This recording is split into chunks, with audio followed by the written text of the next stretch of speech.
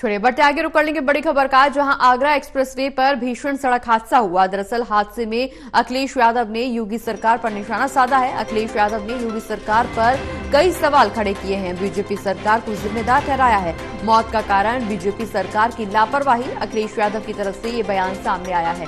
तो बड़ी खबर आपको बता दें, जहां बीजेपी सरकार को अखिलेश यादव की तरफ से जिम्मेदार ठहराया गया है। मौत का कारण बीजेपी सरकार की लापरवाही, अखिलेश यादव ने यह बयान दिया है। लखनऊ आगरा एक्सप्रेसवे पर भीषण सड़क हादसा हुआ और इस हादसे के बाद अब सियासत भी तेज हो गई है। अखिलेश यादव ने बीजेपी सरकार को कटघरे में खड़ा किया है। अखिलेश यादव ने योगी सरकार पर निशाना साधा है। योगी सरकार पर कई सवाल खड़े किए गए, बीजेपी सरकार को जिम्मेदार ठहराया है। ज्यादा जानकारी के लिए हमारे साथ हमारे सहयोगी आकाश शर्मा फोन लाइन पर जुड़ गए हैं। आकाश, लखनऊ आगरा एक्सप्रेसवे पर भीषण सड़क हादसा हुआ जिसमें 18 लोगों की लगभग मौत हो गई। हालांकि अब इस पूरे मामले में पीएम मोदी की तरफ से, गृह मंत्री की तरफ से, प्रियंका गांधी की तरफ से दुख जताया जा चुका है, लेकिन अखिलेश यादव ने यहां पर योगी सरकार को कटघरे में खड़ा किया है, लापरवाही बताई है सरकार की।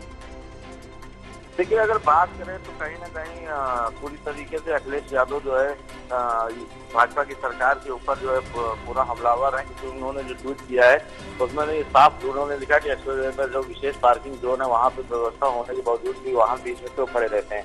यूपीटा की तरफ से कई बार निर्देश जारी किए गए, उसके बावजूद भी वहाँ पर इस तरीके की व्यवस्थाएं क्यों जो है नहीं की जाती। हाईवे पुलिस कहाँ थी उस समय, खासतौर पर जो इसकी नियमित पेट्रोलिंग की जाती रही है।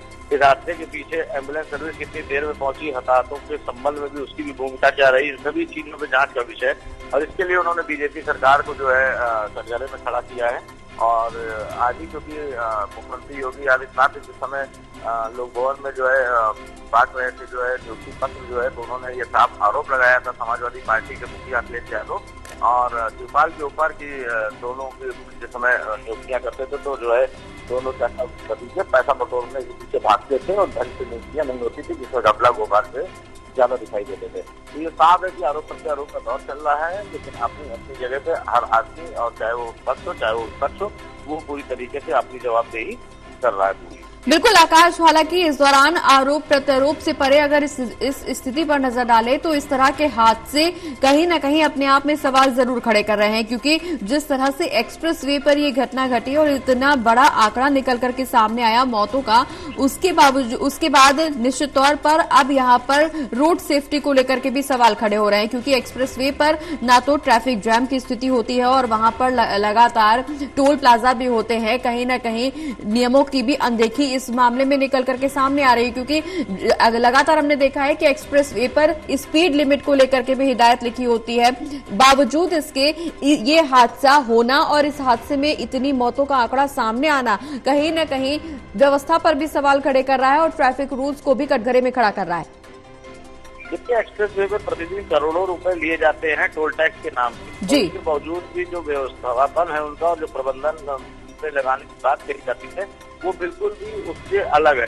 अखिलेश यादव के टाइम पे ये आगरा एक्सप्रेसवे का निर्माण किया गया था और रोड पे कहीं पे भी अगर देखा जाए या हम आप खुद भी जब दिल्ली का सफर करते हैं तो रोड पूरी तरीके से कहीं भी ऐसी जगह नहीं है जहाँ पर किसी भी तरीके की कोई व्यवस्थाएं हो। अगर एक दो फुट प्लाजाओं को छोड़ दिया जाए, विकास के नाम पे उसके साथ में जो इन्वेस्टर को लेकर के जो काफी हुआ था कि चीजें बनाई जाएंगी, 2-3 चौकियां बनाई गई हैं, पुलिस नदारत रहती है, उन चौकियों से दिखाई नहीं देती, पेट्रोलिंग के लोग दिखाई नहीं देते। खास तौर पे कोई गाड़ी की खराब होती है तो वहाँ पर विशेष तौर पर काफी देर इंतजार करना पड़ता था, उसका मदद पहुँच पाती है।